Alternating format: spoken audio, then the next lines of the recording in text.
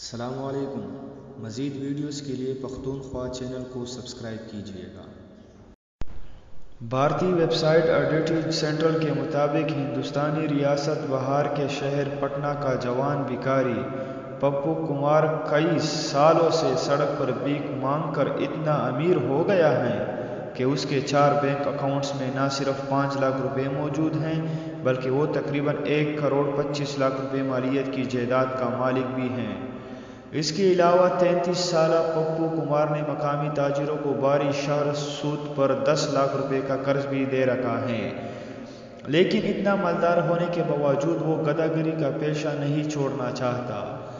پپو شروع سے ہی بھکاری نہیں تھا، وہ انجینئر بننا چاہتا تھا، لیکن ایک بدقسمت حادثے کے باعث جزوی طور پر مفلوج ہو گیا۔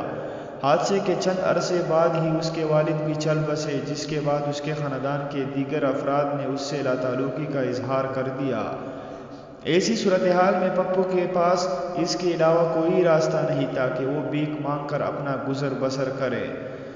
پپو کمار تقریباً 7 سال تک پٹنہ ریلوے اسٹیشن پر بھیک مانگتا رہا، جس کے بعد ایک دن پولیس کی جانب سے اسی جگہ خالی کرنے کا کہا گیا، لیکن جب اس نے انکار کیا تو پولیس نے اسے حراست میں لے لیا اور یوں بھیک مانگ کر مالدار ہونے کی اس کی کہانی سامنے آئی۔